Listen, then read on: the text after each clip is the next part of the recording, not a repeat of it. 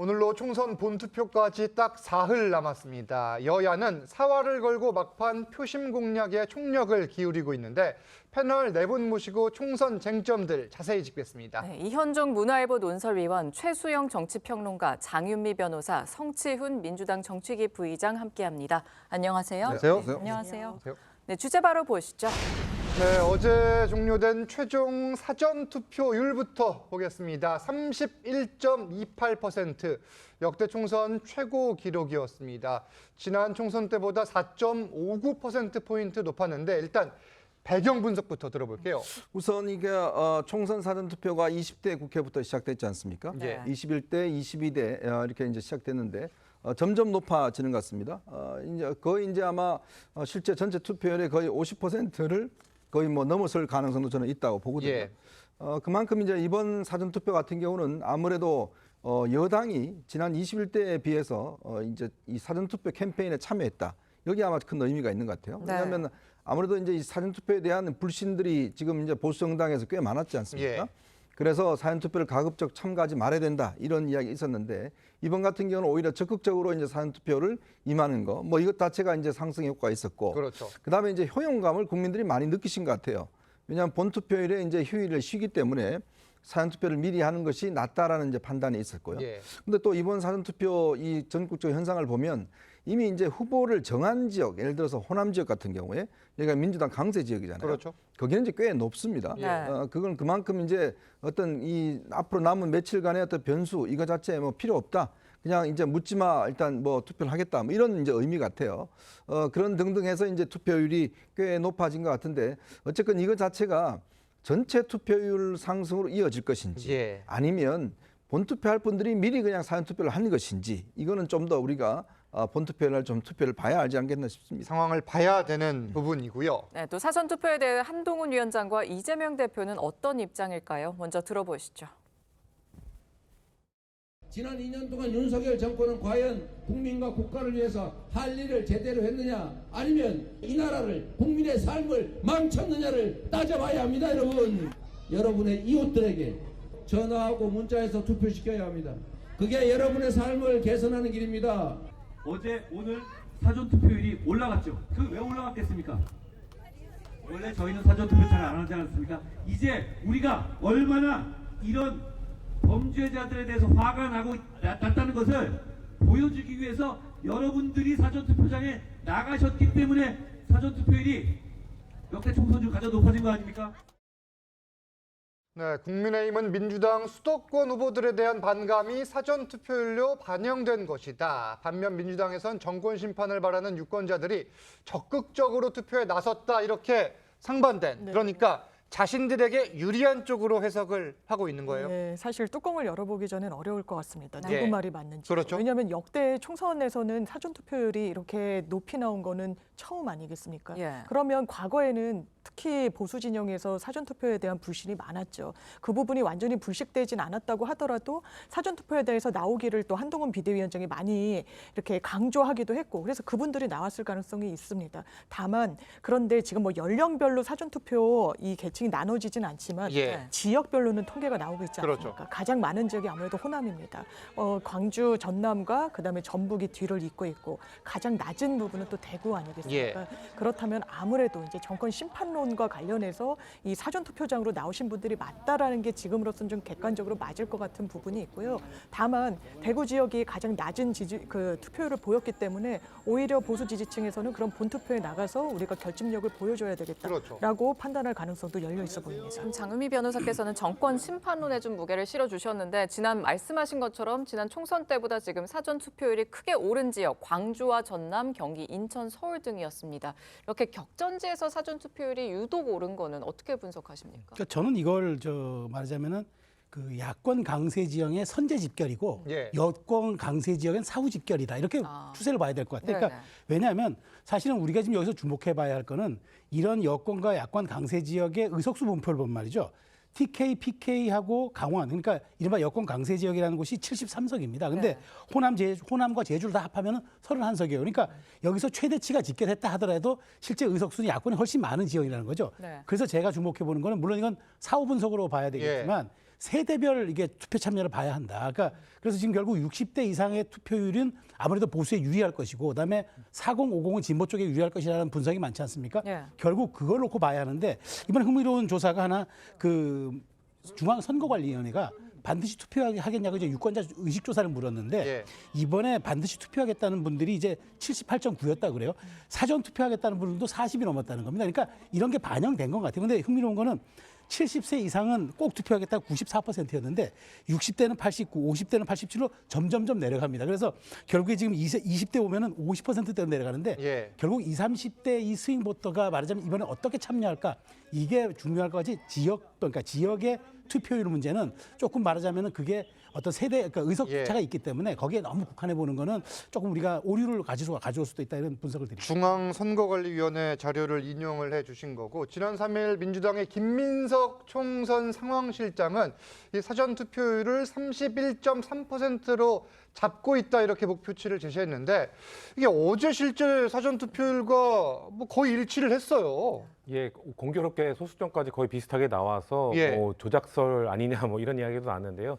민주당에서 그런 수치를 잡은 이유는 뭐 복잡하진 않습니다. 지난 총선 때 26%대였는데 예. 그것보다 한 5% 정도는 더 나와야 되지 않겠냐라는 기본적인 출발에서 끝자리를 1과 3으로 맞춘 것은 민주당의 지역구 후보들의 번호는 1번 그리고 그 비례연합정당의 번호는 3번이기 때문에 예. 뭐 몰빵유세단, 13 몰빵유세단 이런 거를 주장하면서 13이라는 숫자를 좀 강조하기 위해서 31.3을 목표로 잡은 것인데 공교롭게 맞아 들어간 것이고요. 예, 최종 투표율은 지금 몇 %로 민주당은 예상을 하시는 거예요? 민주당은 그 40%를 더해서 71.3% 정도를 목표로 치로 잡고 예. 있는데 예. 저는 이거보다 더 이거 보수적으로 잡은 거라고 봅니다. 더 높게 예. 잡아야 됩니다. 왜냐하면은 지금 그 한국의 유권자 지형이 매우 크게 변화했습니다. 가장 큰 원인은 그 저출생 고령화인데요. 한 10년, 14년 전 2010년 지방선거 때 2030의 비율이 39%였는데 예. 지금 28%로 하락했고 50대 이상이 그 당시에는 거의 한 그 20%대였는데 이제 과반이 넘었습니다. 예. 그렇기 때문에 그 고령층의 투표율이 높지 않습니까? 그렇기 때문에 저는 그 선거의 투표율이 자연스럽게 높아지는 거는 이 투표율이 높은 고령층의 증가 때문으로 보고 있기 때문에 민주당이 원래 예전에는 몇 프로 넘으면 민주당 유리, 예. 몇 프로 넘으면 이런 게 있지 않습니까? 예전보다 이걸 더 높게 잡아야 된다. 그렇기 때문에 지금 민주당이 목표치로 잡고 있는 72.3%는 전 최소치라고 봅니다. 이거보다 더 나와야 민주당의 유리한 결과가 나올 것이지 71.3%는 지금까지는 정말 민주당이 해볼 만한 예. 최소치 정도로 봐야 된다. 그보다 보수적으로 높을 것이다 이렇게 예측해 주셨고 다른 의견 있으세요? 그러니까 이게 이제 물론 뭐 전반적인 이제 연령대가 많이 바뀌었기 때문에 예. 그런 이제 21대보다는 이제 이 고령층이 높아졌거든요. 예. 4%가량 높아진 걸로 알고 있습니다. 그런 상황에서 보면 투표율이 높아질 수도 있는데 그러나 이제 지금 이번 사전 투표율이 높은 게 그러니까 본 투표를 할 분들이 실질적으로 이제 예를 들어서 단계에서 투표하는 우리가 예. 왜냐하면 역대 투표를 보면 이 대선 투표율은 꽤 높습니다. 그렇죠. 그만큼 전국적 이슈이기 예. 때문에. 근데 총선 투표율은 그렇게 해서 대선 투표는 높진 않아요. 제일 낮은 게 이제 지방선거 투표율이죠. 그렇죠. 그런 상황이기 때문에 과연 이번 총선에서 투표율이 대선 투표율 지난 대선보다 높아질 수 있을까? 저는 조금은 회의적인 시각이에요. 알겠습니다. 그러니까 그만큼 조금 이거보다는 작년보다는 지난번보다 예. 높겠지만 대선보다는 낫지 않겠나 싶습니다. 최종 투표율이 얼마나 나올지 이 부분도 지켜보기로 하고 다음 주제로 가보겠습니다. 총선 날짜가 다가올수록 여야의 막판 신경전 더욱 뜨거워지고 있습니다. 투표소에 대파를 갖고 갈 수 있느냐 이 문제를 두고 또 며칠 사이 여야 간 공방이 벌어졌는데 애초에 선관위에 문의된 질의는 정부에 항의하는 의미로 대파를 갖고 투표소에 가도 되느냐 이거였는데 이게 지금 계속 논란이에요. 그렇습니다. 그러니까 사실은 누가 민주당이 질의했는지 유권자가 질의했는지 모르겠습니다. 알 수 없어요. 예, 선관위에 질의를 해서 대파를 갖고 가도 되느냐. 근데 우리 공직선거법엔 그렇잖아요. 166조는 분명히 이제 규정하고 있습니다. 말하자면 우리가 제한된 그 선거 말하자면 투표 공간에서는 정치적 의사 표현이라든가 그다음에 정치적 결정에 영향을 주는 그런 행위, 퍼포먼스 자체를 못하도록 돼 있어요. 그러니까 소품 동원도 마찬가지겠죠. 근데 이게 대파를 과연 소품으로 볼 수 있느냐 질의에 그 말하자면 선관위는 그것이 어떤 의사 표현의 한 것으로 받아들여질 수 있으니 혹시나 들고 가는 분들이 있다 그러면은 투표소 밖에다 잠시 두고 투표 마치고 들고 가도록 하라고 이제 전국에다 공문을 보냈단 말이에요. 예. 근데 이걸 가지고 마치 이제 민주당은 대파를 가지고 정치적 공세 소재로 삼아서 이것이 민생 관리를 못한 윤석열 정부를 심판해달라는 정권 심판의 도구로 쓰겠다고 이걸 지금 이슈로 점화한 것인데 저는 과연 이것을 정말 그렇게 봐야 할 사안인지 오히려 민주당이 정권 심판론이라는 허약한 반사에 이게 기대서 가다 보니까 마지막까지 파라는 소품까지도 등장시켜서 예. 호소하는 건 아닌지 정말 우리가 투표소 장막 안에서는 아주 균형 잡히고 합리적인 맑은 정신의 투표를 해야 되는 건 아닙니까? 네네. 그래서 공직선거법도 그걸 규정한 건데 과연 이렇게까지 정치 공세를 과도하게 펼치는 게 맞는지 예. 저도 좀 의심스럽습니다. 네, 또 대파 논란을 두고 이재명 대표는 파틀막이라는 표현을 썼고요. 한동훈 위원장은 이에 맞서서 일제 샴푸 이야기를 했습니다. 직접 들어보시죠. 이 투표소 들어갈 때는 이 대파는 안 되고 쪽파는 된다고 합니다. 이 나라가 입을 틀어막는 입틀막도 부족해서 이번에는 파를 틀어막고 있습니다. 파틀막. 대파를 들고 들어가면 안 되는 이유가 대체 무엇입니까, 여러분? 이 선관위조차도 이제는 이 포갑적인 정권의 눈치를 보지 않습니까? 대한민국의 자유와 인권은 어디로 갔습니까? 더불어민주당은 이 물가의 고통 앞에서 이 물가의 고통을 희화화하면서 정치에 이용하는 것 말고 하는 게 없습니다. 이런 식이라면 일제 샴푸 들고 가고 위조된 표창장 들고 가고 법인카드 들고 가고 여배우 사진 들고 가고 이래도 되겠습니까? 그렇게 투표장 가도 되겠습니까? 저희는 그렇게 정치하지 않을 겁니다. 자, 그러니까 이재명 대표는 대파는 안 되고 쪽파는 된다고 한다. 대파를 갖고 테러라도 하겠느냐 이렇게 비판을 했고 이에 한동훈 위원장은 그러면 일제 샴푸 들고 가도 되냐. 민주당이 계속 희화를 하고 있다. 이런 지적이거든요. 사실 지금 대파 가격 자체가 문제가 아니지 않습니까? 예. 민주당이 계속 지적하고 있는 것은 이 물가에 대처하는 대통령의 태도, 그리고 대통령실의 태도, 집권 여당의 반응 이런 것들을 지적하는 것이거든요. 지금 한동훈 위원장의 태도를 보니까 전혀 반성하지 않고 있다는 모습이 보여집니다. 왜냐하면 민주당이 계속 대파를 갖고 지적을 하는 부분은 물가, 대파 물값이 이렇게 올랐는데 대통령이 잘 모르지 않냐라고 했을 때 집권 여당의 반응이 문재인 정부 때도 대파값 올랐던 적 있다라는 반응이었거든요. 집권 여당의 자세라 함은 그러면 우리가 물가를 잡기 위해 사실 이런 것들을 해야 되는데 입법부의 다수당을 차지하고 있는 민주당이 이런 걸 도와주십시오라고 품격 있게 대했다면 민주당도 대파 논란을 더 끌고 가기가 어려웠을 겁니다. 국민들 보기에도 부끄러운 논쟁이 됐겠죠. 근데 국민의힘에서 오히려 그거에 대해서 그 집권 여당으로서의 자세가 아닌 희화하고 서로 그냥 비아냥거리는 걸로 맞대응하다 보니 민주당에서는 그러면은 이거를 계속해서 그냥 국민들에게 각인시키고 이어가는 모습을 할 수밖에 없다. 왜냐하면 유권자들의 투표 행태에 가장 큰 영향을 주는 게 경제 투표. 그래서 경제 상황이 영향을 주기 때문에 그렇다면 이 물가가 좋지 않고 대통령 집권 여당이 물가 문제에 대해서 심각하게 받아들이지 않는다는 것을 국민들에게 좀 더 각인시키겠다라고 말을 하고 있는 거거든요. 그래서 저는 한동훈 위원장이 저렇게 말할 게 아니라 그렇다면 우리 집권 여당 국민의힘은 물가를 잡기 위해 이렇게 하고 있습니다라고 말했으면 국민들이 오히려 민주당을 안 좋게 봤을 텐데 저런 대응을 하기 때문에 국민들께서 집권 여당의 좀 태도가 불량하다라고 보고 있다. 그렇게 해석하고 있습니다. 네, 실제로 국민의힘이 어제 중앙선관위에 투표소 입장 시 일제 샴푸, 또 초밥 도시락, 또 법인카드, 형수 욕설 녹음기, 또 위조된 표창장 이거 지참할 수 있는지 좀 질의하는 좀 공문을 보냈다고 해요. 그러니까 이게 대파 논쟁도 사실은 참 저는 교묘한 선동이라고 봅니다. 예. 이게 대통령이 직접 물가 문제에 대한 점검에 나선 것이고 그렇죠. 그런 것들이 이제 나중에 1,500억 정도 되는 이제 물가 안정 자금을 뿌렸지 않습니까? 네. 그러니까 그런 것인데 이걸 마치 지금 정부가 물가를 지금 이 신경을 쓰지 않는 양 사실 사과나 이런 것 같은 경우도 정부가 뭐 사과를 만들 수는 없지 않습니까? 네. 지금 기후 변화라든지 이런 것 때문에 굉장히 안 좋은 상황들이 있는 거는 분명한 거거든요. 그러니까 그런 상황을 어떤 면에서 보면 무시하는 거 아닌데도 불구하고 그런 것들을 지금 이용했던 측면이 있는 것이고요. 그걸 이제 선거장까지도 이용하겠다 이제 그런 의도겠죠.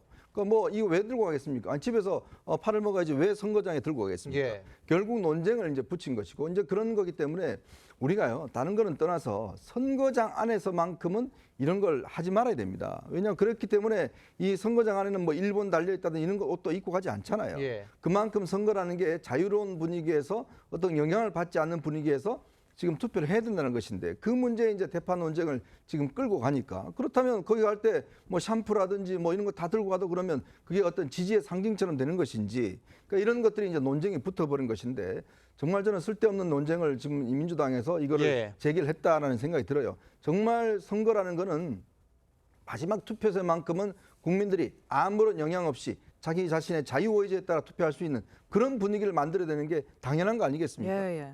실제 공직선거법 제166조 이 투표소에서 특정 정당이나 후보자를 지지 또는 반대하는 행위를 할 수 없다 이렇게 규정을 했고 이게 사실 뭐 선거를 앞둔 정치적 상황, 사회적 분위기 그 어떤 해당 물품이 어떤 의미를 띌 수 있느냐 부분도 고려가 되는 겁니까? 그런데 국민들이 예. 대파를 정치적 표현물이라고 생각할까요? 저 그렇지 않을 거라고 생각합니다. 어. 물가를 잡지 못하는 것을 희화하는 게 지금 민주당입니까? 국민의힘입니까? 법인카드, 여배우 이야기를 하면서 진흙탕 싸움으로 몰고 가는 게 누굽니까?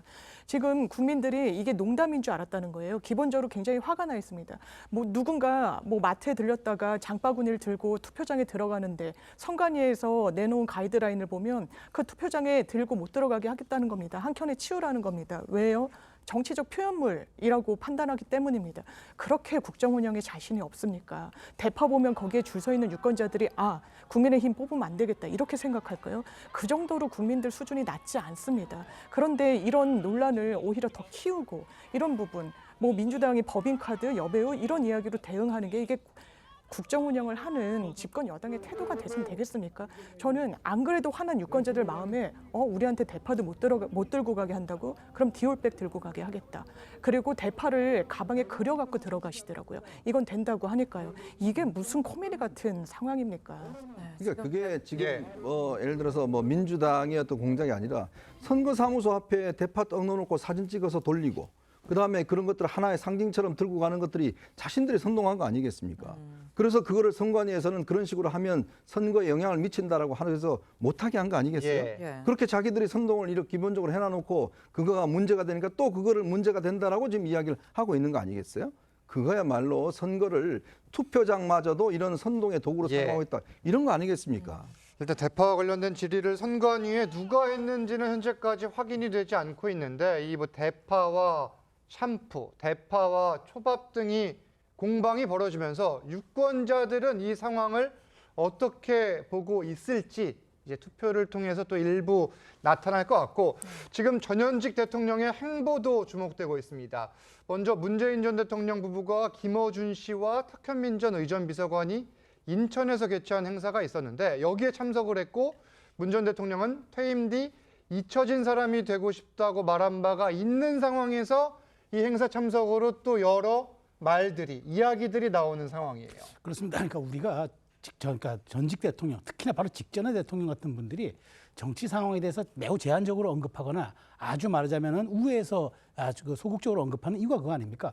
혹시나 내 발언이 국론 분열을 일으킬까봐, 혹시 내가 뭔 행동을 했을 때 이게 국민 통합에 저해될까봐 이런 것들을 우려해서 왜냐하면 퇴임한 순간부터는 뭐 특정 정파의 지도자이기보다는 국가의 원로로 남는 거잖아요. 그리고 또 본인도 얘기를 했어요. 나는 이제 잊혀진 내 삶을 살고 싶다고. 그래서 동네에서 책방까지 열었어요. 그래서 많은 분들이 어쨌든 이제 책방 사장님으로 변한 전직 대통령에서 화제도 되기도 했어요. 그런데 갑자기 어느 날 정치에 참전을 합니다. 그것도 직접적이고 노골적으로. 이 윤석열 정부를 무능하고 무도하고 무지하다고 해요. 그렇게 만든 정권이 누굽니까? 그래서 5년 만에 10년 주기 정권 교체설을 뒤로 하고 5년 만에 정권 교체 당한 사람이 누굽니까? 저는 그럼에도 불구하고 저는 이 정도로 이제 말하자면은 조금 수위를 낮출 줄 알았는데 이제 아주 더 전선을 확대하고 있어요. 그 김어준 씨나 무슨 뭐 탁현민 씨가 하는 행사장에 와가지고 수도권 이쪽에 인근 행사장에 와서 여기에 참석한다는 거는 분명히 진영해주는 시그널과 신호 아니겠습니까?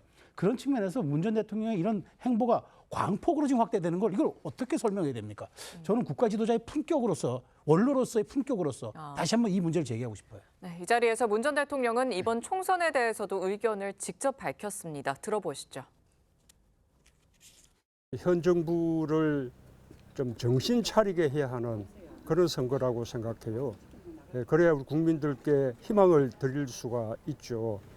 그러기 위해서는 민주당과 또 조국혁신당 또 새로운 미래 이런 야당 정당들이 좀 선거에서 많이 승리하기를 바라는 그런 마음으로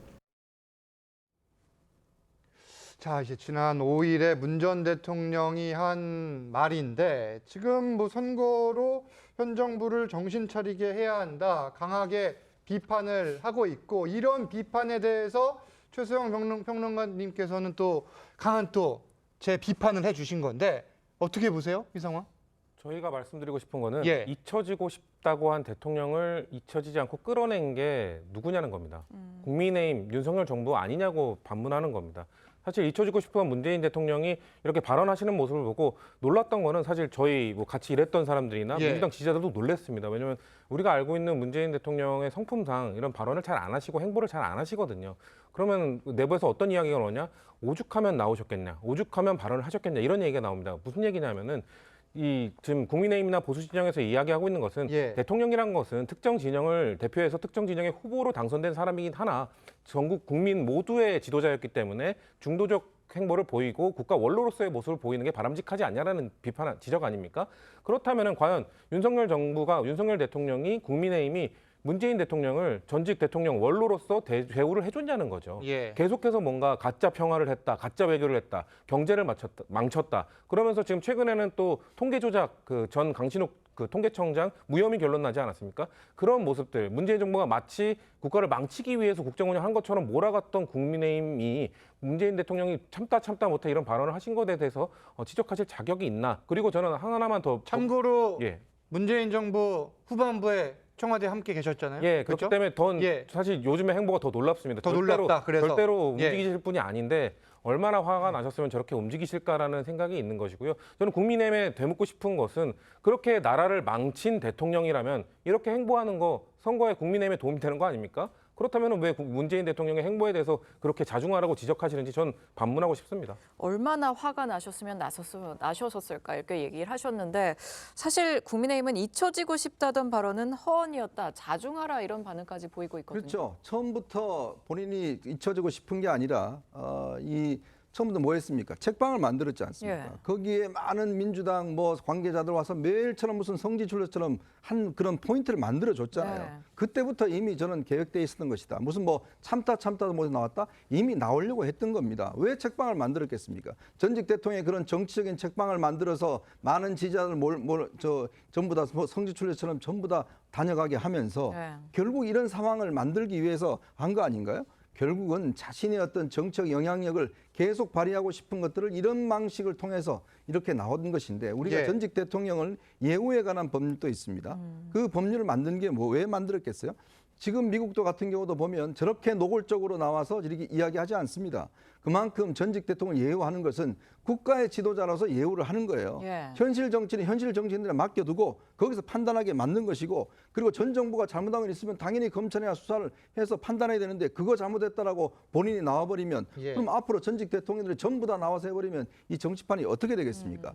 결국은 처음부터 본인이 나오기 위한 준비를 차근차근 해왔고 결국 이번 총선에 나왔고 좀 이따 보십시오. 앞으로 아마 정책 행보를 더 아마 실질적으로 가속화시킬 겁니다. 문 전 대통령의 행보를 두고도 지금 양측의 의견이 강하게 부딪히는 상황이고 윤석열 대통령 내용도 보겠습니다. 이틀 전 부산대병원 권역외상센터를 방문해 의료진들을 격려했는데 이곳은 지난 1월 부산에서 이재명 대표가 습격당했을 때 이송됐던 병원입니다. 이 윤 대통령이 격려하는 모습과 이 행동이 의도적이다 이렇게 주장하는 민주당 입장도 들어보시죠.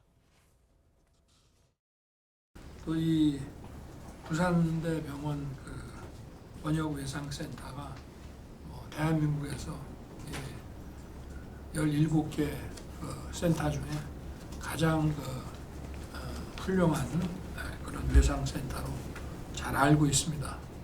지금 이 의료 서비스에 대한 접근권이 수도권과 비수도권 사이에 차이가 크고 역대 대통령 최초로 여야의 격전지인 부산을 찾아 원정 투표에 나서더니 급기야 비극적인 정치 테러 사건까지 소환해 어떻게든 제1야당 대표에게 흠집을 내려 했습니다.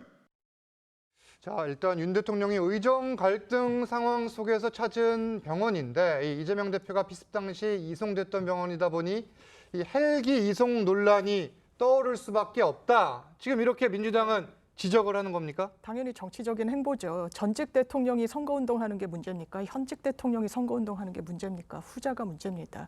전직 대통령은 사인입니다. 현직 대통령은 국가공무원법상 공무원이고요. 선거의 중립 의무, 공무원으로서 정치적 중립 의무를 담지해야 되는 주체입니다. 부산에 가서 투표하실 수 있죠. 그런데 부산대 병원 가서 어떻게 했습니까? 의료진 격려하면서 7천억 신축 지원비 전액 정부에서 지원하겠다고 했습니다. 선거와 무관합니까? 아니면 선거와 유관하다고 유권자들이 생각할까요? 적정한 행보라고 보여지지 않습니다.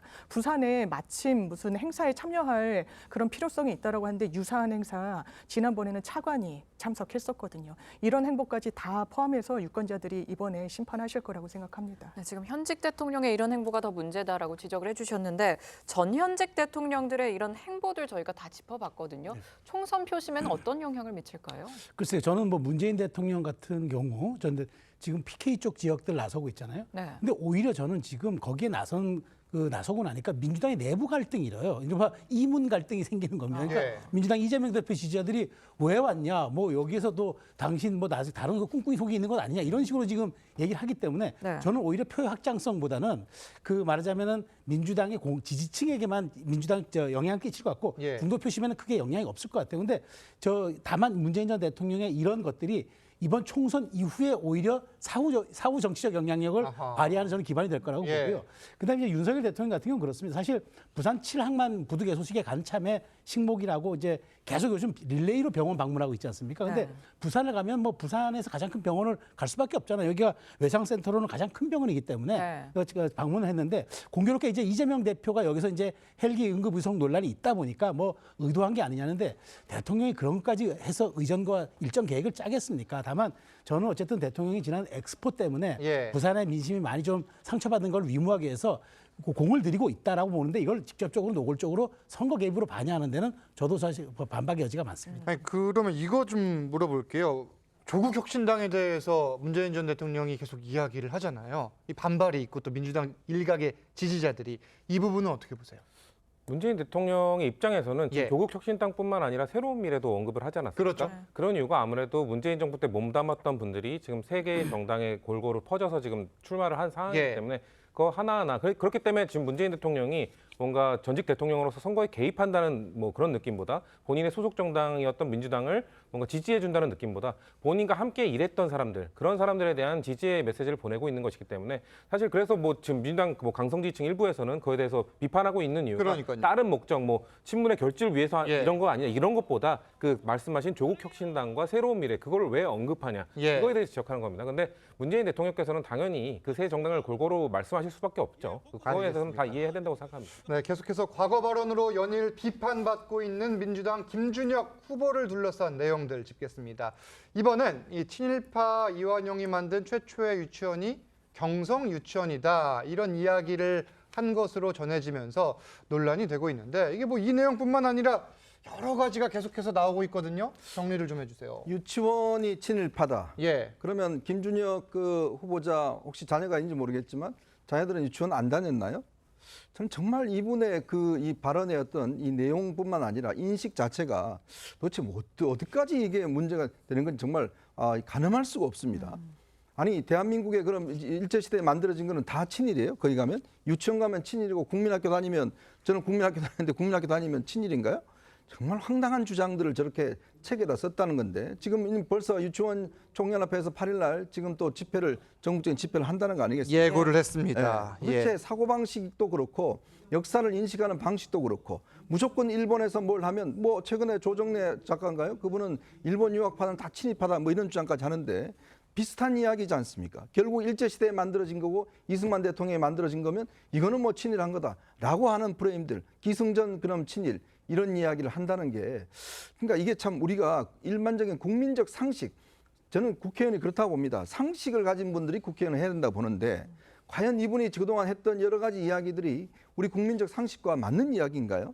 저는 그런 면에서 아마 유권자들이 좀 판단을 해야 되지 않겠나 싶습니다. 지금 말씀하신 것처럼 한유총에서는 내일 규탄 대회를 열 예정이고요. 진심 어린 사과와 저서 수거 그리고 후보직 사퇴까지 요구를 하고 있거든요. 제가 아마 그 저서를 읽어보진 못했지만요. 본인이 이제 역사학자고 대학 교수 재직 당시에 쓴 책인데 우리나라의 이제 근대화 교육 체계가 뭐 유치원이라는 것 자체가 이제 없었으니까요. 아마 근대 교육 체계와 관련해서 이게 일제 시대 때 도입됐다는 그런 측면을 거론하는 이 역사적 맥락이지 않았을까라고 선회한다며 그런 생각이 좀 드는 부분이 있고요. 그럼에도 불구하고 뭐 특히 경성 유치원 같은 경우에는 친일파 이완용이 설립했다 이런 부분과 관련해서 유치원 업에 몸담고 계신 선생님들, 뭐 교직원분들 언짢으신 분들께 저는 사과드리는 게 맞다고 생각합니다. 어찌됐든 상처받으시는 분들이 있고 여러 구설과 관련해서 이미 사죄의 뜻을 밝힌 바 있지만 또 이분들이 유권자분들 아니십니까? 꼭 정치 그리고 선거를 앞두지 않더라도 본인의 어떤 역사관 그리고 사실관계를 이런 책으로 저서로 표현하는 부분에 있어서 언짢으신 분이 있다면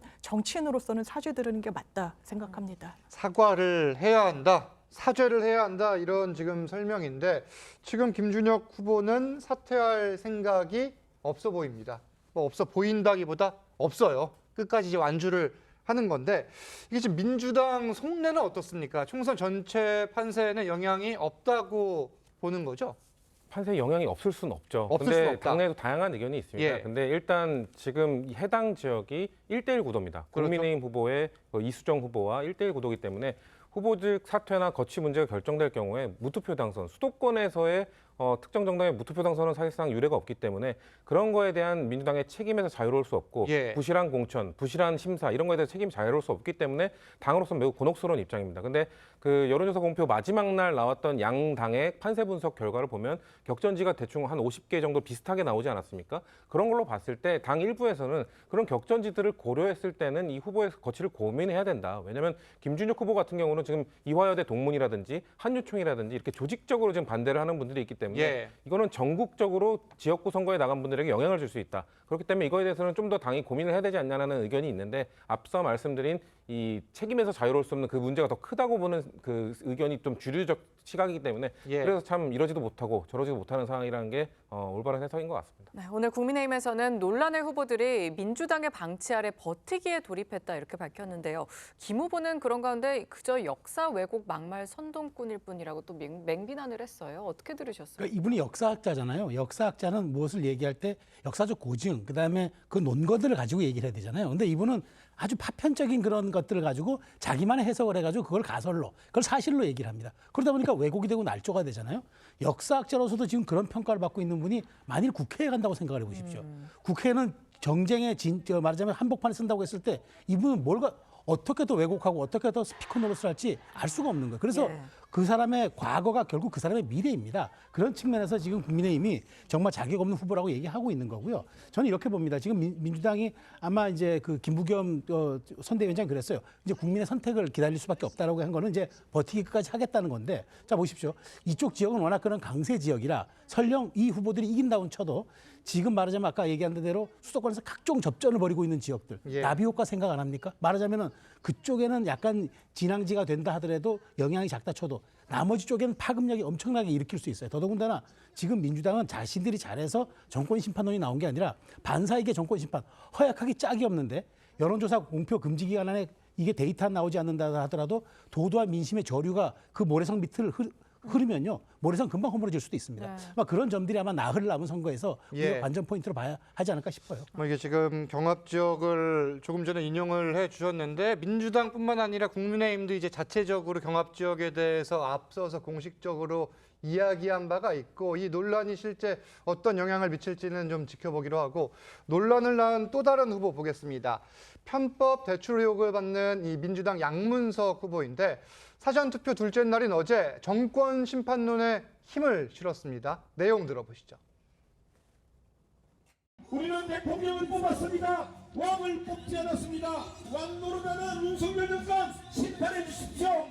일단 먼저 여러분들에게 실망 끼쳐드린 점 다시 한 번 더 사죄드립니다. 양문석의 혐을 잠시 좀 덮어두시고 윤석열 정권 심판하는데 모든 힘을 집중했으면 좋겠습니다. 지치지 않고 4월 10일까지 양문석 달리겠습니다. 자, 양문석 후보는 왕을 뽑지 않았다 윤석열 정권을 심판해달라. 이게 지금 국민의힘에서는 양 후보가 되레 목소리를 높이고 있다. 이런 입장인 건가요? 그렇죠. 국민들은 왕을 뽑지 않았습니다. 예. 대통령을 뽑았거든요. 그러면 국민들은 사기 대출 혐의자를 국회의원으로 뽑아야 될까요? 저는 그 문제를 지적하고 싶어요. 예. 왜냐하면 본인이 지금 이미 그 금감원을 통해서 사기 대출 혐의가 지금 짙어지는 상황 아니겠습니까?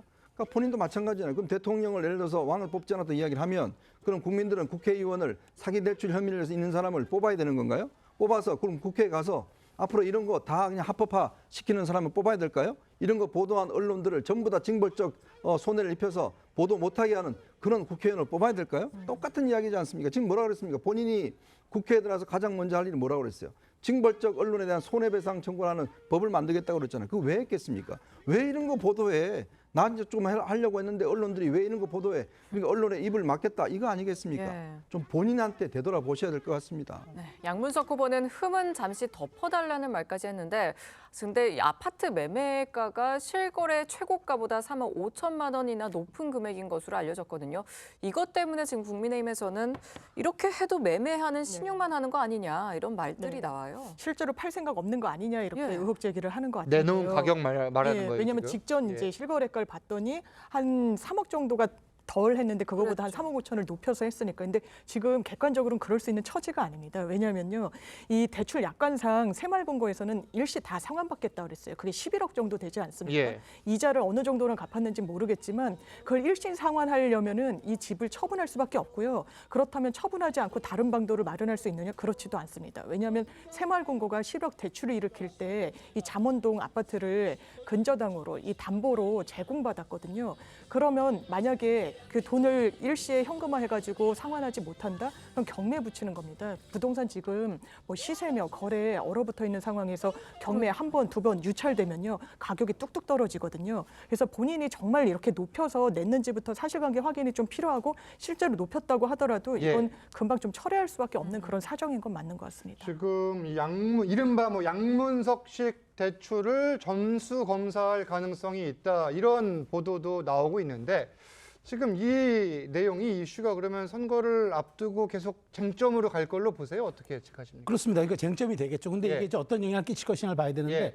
새마을금고에서 이제 대출받은 분들이 많을 거 아닙니까? 그렇죠. 서민들의 이제 금융기관이다 보니까 그래서 이제 금융감독원은 같이 이제 조사는 할 수 있어도 관리는 행정안전부가 하는 이제 그렇죠. 그런 형식을 띠게 마련인데 전수조사를 하게 되면 어쨌든 이게 양문석 후보뿐만 아니라 이렇게 불법적으로 관여한 게 있는 게 나타날 수도 있겠지만 또 유사한 사례들이죠. 유사한 사례들이 나타날 예. 수도 있겠지만 또 서민들이 많이 이용하는 금융기관인 만큼 괜한 또 불편함을 또 주는다는 점에서 예. 또 부정적 영향도 있을 수가 있기 때문에 사실은 이게 지금 나흘 남은 상태에서 이 전수조사가 과연 다 이루어지겠습니까? 예. 물리적으로 불가능한 일이기 그렇죠. 때문에 아마 이거는 그 말하자면은 이제 그 금융 당국의 어떤 이 부분에 대한 확고한 예. 사실관계를 파악하겠다는 그 의지 표명으로 봐야지 네. 막상 이게 뭐 선거에 영향을 끼치게끔 갑자기 조사하려고 투입한다든가 이렇게 갈 수는 없는 상황이기 때문에 예. 그런 의지를 표명한 일환으로 봐야 할 것 같습니다. 알겠습니다. 자, 다음은 의혹에 휩싸인 국민의힘 후보 내용도 짚겠습니다. 민주당은 어제 국민의힘 장진영 후보와 이원모 후보도 역시 조사해달라 이렇게 강하게 촉구를 했는데 이게 지금 왜 민주당 쪽만 이렇게 하느냐 이거잖아요. 예, 한번 공정한 잣대로 같이 들여다보자는 차원입니다. 장진영 후보 변호사라고 하지만 부동산 개발업 대표하고 있죠. 언론에서 취재해봤더니 당연하지만 부동산 개발 투자 좀 자제를 위해서 허가를 득하고 운영해야 됩니다. 허가를 얻지 않았다고 합니다. 이런 걸 불법이라고 하는 거죠. 그리고 자산이 4년 동안 38억이 올랐는데 낸 세금을 보면 1억이 되지 않습니다. 어떠한 경위인지 묻고 있는 겁니다. 아빠 찬스 대출 의혹이 있습니다. 왜냐하면 본인의 부친이 신협에 이사로 있을 때 상당 부분 부동산 매입하는데 99%를 대출을 끼고 했거든요. 그때 신협의 대출도 상당 부분 일어났었습니다. 그 부분에 대해서 국민들이 묻고 있는 부분이 있는 것이고요. 언론이 문제 제기하자 기사 삭제 가처분했습니다. 이게 선거를 앞두고 법원 입장에서는요. 소명만으로 그러니까 아주 구체적인 입증이 없더라도 굉장히 그 후보에게 타격을 주는 허위성이 있는 보도라면 인용하기 마련입니다. 다 기각됐습니다. 이 부분에 대해서 후보 설명 요구하는 것이고요. 네네. 이원모 후보 마찬가지입니다. 본인이 SK 하이닉스 주식 본인 처와 아들 명의로 20억 원 넘게 갖고 있습니다. 용인 갑에 하이닉스 이슈가 있습니다. 왜냐하면 부지가 이전이 되거든요. 그러면서 선심성 공약 굉장히 이야기하고 있는데 예. 이해 충돌 이 부분에 대해서 뭐라고 설명하고 계시는지 묻는 겁니다. 아직까지 뭐 의혹인데. 네. 아니 그러면 예를 들어서 삼성 주식을 갖고 있는 사람은 삼성 공장인데 출마하면 안 되나요? 그럼 예를 들어서 뭐 다른 회사 주식 가지고 있는 사람은 그 지역에 출마하면 안 되나요? 지금 안철수 의원이 지금 안랩 그 대주지 않습니까? 네. 그럼 거기 있는 판교 이쪽에 출마하면 안 되나요? 그건 아니지 않습니까? 아니 이현모 후보가 SK 주식을 갖고 있다고 해서 그럼 그 지역에 출마할 수 없으면 뭐 다른 지역으로 가야 되나요? 우리나라 백지신탁법은 기본적으로 만약에 예를 들어서 본인이 상임위원회라든지 이해 충돌이 있을 경우에 그걸 백지 신탁을 하거나 매각을 해야 됩니다. 예. 그런 정도의 문제가 되는 것이지 본인이 아니 처음부터 용인 갈 수 있는 그런 상황이 아니었잖아요. 갔는데 문제는 SK 주식이 있다고 해서 그러면 딴 데가 삼성 주식이 있으면 안 되고 그럼 딴 데 가면 안 되고 이런 건가요? 예. 그러니까 이거는 제가 볼 때는 꼬리 잡기 식이다. 그러면 대한민국의 주식을 여러 개 갖고 있는 사람은 대한민국에 출마할 데가 아무 데도 없습니까? 네. 그런 것과 그리고 실제로 예를 들어서 상임이라든지 어떤 직책이라든지 예. 그걸 맡아서 하는 것과는 다른 차원 아니겠습니까? 만약에 당선이 될 경우에 상임위는 지적을 할 수 있겠으나 지금은 꼬리 잡기다 이런 의견이고 민주당 쪽에선 이해 충돌 여부를 따져봐야 된다 이런 지적입니다. 다음 주제로 넘어갑니다. 공식 선거운동 기간 딱 3일 남았습니다. 뭐 만으로 하면 지금 3일도 채 남지 않았는데 민주당의 이재명 대표 자신의 지역구인 인천 계양을에서 오전 유세를 시작해 오후 들어선 서울 강남권과 경기 하남을 찾습니다. 내용을 보면 강남구에선 강남을, 서초에선 서초을, 하남시에선 하남갑만 찾아요. 뭐 갑을, 갑을병 다 찾는 게 아니라 한 곳씩 찾아요. 어떤 전략적 의미가 있습니까? 뭐 갑을 뭐 그 중에 왜 다 가지 않고 하나만 예. 선택하느냐 그건 보통의 대표급의 유세를 할 때 그 해당 지역을 다 두르고 갈 수는 없습니다. 그렇죠. 그래서 하나씩만 찍고 왜냐하면 최대한 많은 지역을 가는 것이 원래 갑 지역만 가도 을 지역에 대표가 왔다 갔다, 예. 뭐 한동훈 비대위원장이 가도 대표급이 왔다 갔다라는 소문이 퍼지기 때문에 지지층 결집에 도움을 주게 됩니다. 예. 그러기 위해서 최대한 많은 구, 많은 행정자치단체를 찍고 가기 위한 전략으로 볼 수 있고요. 하지만 지금 이 뭐 송파, 서초, 강남, 서초 이게 다 험지 아닙니까? 예. 그래서 민주당으로서는 이제 험지도 대표가 마지막에 공을 들일 정도로 지금 해볼 만한 판이다라는 걸 지금 그 대표의 일정을 통해서 지금 자신감을 보이고 있는 거라고 볼 수 있을 것 같습니다. 하남갑의 추미애 의원 그리고 서초을의 홍익표 홍익표 의원 등이 지금 해볼 만하다. 그리고 뭐 이렇게 강남을에도 지금 영입이 예. 강창희 그 그렇죠. 이사협회 회장 전직이지만 예. 그분도 지금 해볼 만한 판세로 분석이 되고 있기 때문에 지금 도전 그 지지 유세를 가는 걸로 볼수 있습니다. 알겠습니다. 네, 또 이재명 대표는 고물가 논란을 내세우면서 막판까지 윤석열 정권 심판론에 힘을 싣고 있습니다. 이게 전략적으로 좀 자신감을 얻은 걸까요? 그러니까 저는 이제 뭐 이재명 대표 입장에서는 지금 야당이 우리가 뭘 잘하겠다 비전과 전략을 내세운 게 없잖아요. 오직 윤석열 정부 심판하라. 윤석열 정부가 민생 관리도 못하고 굉장히 무능한 정부다. 이걸 이제 강조하고 있는데 네. 그러다 보니까 제가 자꾸 말씀드리지만 허약하다는 거예요. 본인들이 뭔가 그 비전을 내세우고 대한정당과 수권정당으로서의 가치와 비전을 보이는 게 아니라 무조건 윤석열 정부를 심판이 되니까 우리가 좀 부족하더라도 우리를 도구로 써달라. 근데 이재명 대표는 자기를 도구로 써달라는데 우리 국민들은 얘기할 겁니다.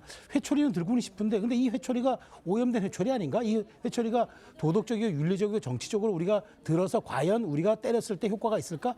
만일 지금은 때렸는데 이 회초리가 다시 또 국민을 때리는 회초리로 돌아오지 않을까? 이런 생각을 할 수도 있어요. 그래서 이재명 대표가 오직 지금 말하자면 윤석열 정권 심판에만 강도 높게 비난하는 거 예. 저건 오히려 제가 보기에 중도 확장의 자충수가 될 수도 있다라는 말씀을 저는 드리고 싶습니다. 이재명 대표가 물가 이야기 하시니까 제가 여담으로 예. 이재명 대표가 지난 1일 날인가요? 본인 유세를 마치고 이제 이 한우집에 가셨더라고요. 한우 고기를 드시는 그 장면을 이렇게 올렸는데 예. 근데 그 트위터 외에는 보면 삼겹살을 먹었다라고 이야기를 올리셨어요. 네. 그것도 한동훈 위원장이 지금 뭐 공격하기도 했었는데. 그렇죠. 그러니까 한우를 드시는 모습이 분명히 거기 사진에 다 나오는데 마치 이제 본인이 어떤 삼겹살을 먹었다라고 이렇게 이야기하시는데 그러니까 관련돼서 여러 가지 지금 논쟁이 있습니다. 국민의힘에서도 공격을 하고 하는데 예. 진짜 본인은 한우를 드셨는데 삼겹살을 드신 것인지 뭐 그런 것도 상당히 궁금한데 물가 문제 이야기하시니까 제가 한마디 이야기하겠습니다. 이 삼겹살이냐 한우냐도 지금 오늘 뭐 논란의 일부인데 민주당에서는 이와 관련해서는 뭐 공식 입장은 안 나온 거죠? 네, 그런 것 같은데 요즘 한우값이 또 많이 떨어져서요. 거의 예. 돼지고기 값과 유사하고 비슷하게는 해서 뭐 그렇게 올렸는지는 잘 모르겠습니다. 그것까지는 모르겠으나 뭐 가격 부분은 또 확인을 해봐야 될 것 같고 국민의힘도 좀 보겠습니다. 한동훈 위원장은 충청권에서 총력을 쏟고 있습니다. 이 충청권을 다시 찾은 게 불과 닷새 만인데 이 막판에 전통적인 스윙보터 지역을 찾은 배경 분석 좀 해주세요. 아무래도 이제 이 충청권이 언젠가 이게 중요한 이 가늠자 역할을 해왔잖아요. 예. 그러니까 지난 총선에서 국민의힘이 정말 역대급 패배를 한 이유가 결국 충청권에서 완패를 했기 때문이죠. 대전 전체 지역구 전부 다 한 석도 못 얻었습니다. 뭐 그런 등등을 따져보면 결국 충청권, 그래서 이제 한동훈 위원장이 지금 세종시에 국회 본체를 이전하겠다는 공약을 제시했지 그렇죠. 않습니까? 그러면서 이 세종시의 국회 전체가 내려가게 될 경우에 실제 충청권이 어떤 이 행정 수도, 사실상 이런 것과 맞먹는 효과를 누리지 않겠습니까? 그런 것들을 냈기 때문에 본인 입장에서 보면 어떻게 하든지 이 충청권을 어떤 이 의석을 최소한 몇 석에 가져와야 전체적으로 이제 이 유의미한 의석이 있을 수 있기 때문에 오늘 집중적으로 공략을 하는 것 같습니다. 예. 네, 한동훈 위원장은 민주당 후보들의 논란을 내세워서 민주당 여성 혐오가 한 명의 실수가 아니다 이렇게 강조를 하고 있습니다. 야권 심판론은 어떻게 보십니까? 글쎄 지금 역대 선거에서 집권 여당이 국정 안정론이 아닌 야권 심판론을 내세운 게 있었나 저는 솔직히 기억이 잘 나지 않습니다. 집권 여당으로서의 프리미엄을 하나도 못 누리고 있는 것이거든요. 어떻게 보면 안타깝기도 합니다. 집권 여당의 장점은 우리는 국정 운영을 이끌고 있는 집권 여당이기 때문에 힘을 실어주십시오. 그렇다면 우리가 국민 여러분께 야당과 달리, 그리고 한동훈 위원장은 원래 선거 시작 전에는 여당의 약속은 실천입니다라는 구호를 내세우기도 하지 않았습니까? 예. 그런 장점을 못 살리고 있는 거죠. 사실 지금 이 야권 심판론이 저는 안 먹힐 거라고 보고 있는 이유는 계속해서 한동훈 위원장이 거칠게 단어를 쓰면서 범죄자 집단 이렇게 얘기하고 있지 않습니까? 하지만 그럼 여당 후보들도 들여다보면 이미 실형을 받은 분도 있고요. 재판 중인 분도 있고요. 대법원 유죄 판결 이후에 사면을 받고 나온 분도 있습니다. 이런 것들을 국민들이 봤을 때는 비슷한 집단, 사법 리스크에 대해서 모르고 있는 게 아니기 때문에 오히려 저는 개인적으로 야당의 입장에서는 예. 국정 안정론을 더 강하게 이야기했다면 힘이 더 실렸을 텐데 야권 심판론에만 매달리는 한동훈 위원장이 어떻게 보면 안타깝기도 하고 어떻게 보면 민주당으로서는 호재라고 저는 생각하고 있습니다. 예. 그러니까 물론 이제 정부 여당이 어떤 국정의 안정 이런 거 굉장히 중요하죠. 근데 지금 우리가 지난 2년 동안 보한 것은 뭐냐면 대통령 권력은 이제 국민의힘이 가져갔습니다. 근데 입법 권력은 누구한테 있죠? 민주당한테 있었거든요. 그렇죠. 180석이라는 압도적인 의석을 가지고 맞습니다. 있잖아요. 모든 제도라는 게 정부가 혼자만 할 수 있는 건 아닙니다. 이게 제도화돼야지만 일을 할 수 있는 거 아니겠습니까? 그러니까 지난 2년 동안 시작되자마자 뭘 했습니까? 검수완박을 했습니다. 그리고 각종 지금 사실은 여러 가지 법안들을 만들어서 대통령 거부권 행사를 했어요. 자, 그러다 보니 이 지금 여당은 여당이 아닌 거죠. 솔직히 이야기해서. 반쪽짜리 뿐이지 않겠습니까? 그러니까 이제 야당 심판론을 이야기하는 거거든요. 그만큼 우리나라의 권력이라는 게 삼권분립 이야기하지만 실질적으로는 국회 권력과 예. 대통령 권력 두 가지가 있는데 지금 사실은 지난 2년 동안은 결국은 이 한쪽을 다 나눠 가지고 있었잖아요. 그런 의미에서 심판론을 이야기하는 것이지 다 가지고 있다라면 당연히 안정론을 이야기를 하겠죠. 알겠습니다. 지난 총선 결과에 따른 현 지금 여권의 야당 심판론이 나온 배경이다. 이런 설명이고 저희는 다음 주제로 가보겠습니다. 이번엔 제3지대 소식입니다. 조국 혁신당부터 볼게요. 조국 대표와 한동훈 위원장의 날선 공방 계속되는데 이번엔 히틀러가 쟁점이 되고 있습니다. 내용 들어보시죠. 우리 처음에 조국 당 만들어졌을 때 웃지 않았습니까? 히틀러가 처음 등장할 때도 농담 같았다고 합니다. 다들 웃었다고 해요. 그렇지만 여러분 웃으면 안 됩니다. 지금 기고만장해서 헌법을 바꾸겠다고까지 하고 있지 않습니까? 극단주의자들이 주류 정치를 장악해서 권력을 장악하면 민주주의가 무너지는 겁니다. 한동훈 위원장이 저보고 히틀러라 그러는데 전 한동훈 위원장이 계속 거울을 보고 얘기를 해야 하는 것 같습니다. 제가 히틀러에 가깝습니까? 누가 히틀러에 가깝습니까? 저의 말보다 시민 여러분들의 답변을 한동훈 위원장께 들려드려야 된다고 생각합니다. 자, 한동훈 위원장이 조국 대표를 히틀러에 빗대자 조 대표는 어제 나보고 히틀러라고 말하는데 거울을 보고 이야기하는 것 같다. 또 이렇게 맞받았어요. 그렇습니다. 원래 이제 한동훈 위원장은 조국 대표를 좀 무시했었죠. 무시 전략으로 갔죠. 그런데 어쨌든 지금 이 민주당과 함께 같이 지금 양동 작전을 꾸리면서 이제 수도권에서 국민의힘을 압박하는 형태를 하니까 이제 그래서 현상으로 인정해서 이제 공격을 하는 거예요. 그런데 이런 거죠. 범죄자 동맹 아니냐. 그러니까 네. 한 분은 2심까지 이제 확정 판결을 받은 분이고 네. 대부분만 남겨두고 있고 한 분은 지금 7개 혐의로 재판을 받고 있는 분인데 어떤 결과가 나올지 모르죠. 이런 말하자면은 범죄자 대표들의 동맹이 앞으로 한국 정치를 어떻게든 극단으로 치닫게 하고 전체주의로 치닫게 하고 그래서 마치 이제 히틀러가 당시에 이제 그 아주 극단적 패권주의로 전체주의 정당을 만드는 게 시작은 미약했지만 나중에 이게 아주 굉장히 크게 확산됐던 것처럼 그렇게 갈 수도 있으니 국민 여러분이 이번 총선에서 매우 현명하게 판단해달라 그런 호소를 예. 하는 것 같아요. 근데 그 조국 대표는 히틀러란 말에 저렇게 민감하게 이게 누가 더 히틀러 같냐고 반응하는 것 같습니다. 네, 한동훈 대 조국 이 둘의 공방 사실 굉장히 막판이 될수록 좀 더 격해지는 것 같거든요.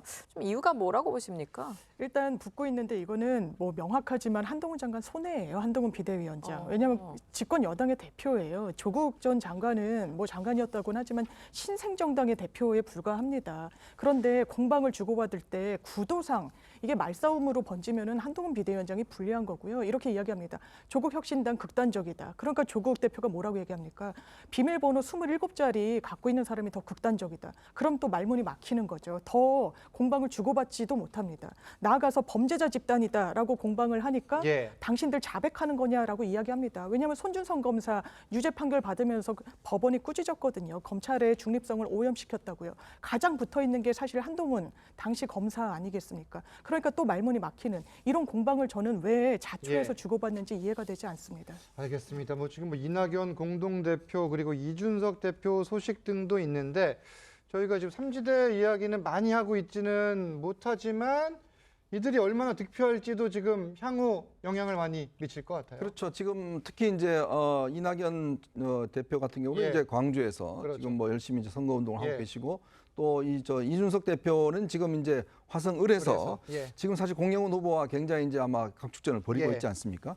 여기도 상당히 우리가 좀 주목을 해봐야 되지 않겠나 싶습니다. 알겠습니다. 앞서 최수영 평론가가 유권자들의 투표 의지와 관련돼서 여론조사 말씀해 주신 내용 자료로 보여드리겠습니다. 시청자 여러분께서는 이 내용 참고해 주시면 되겠습니다.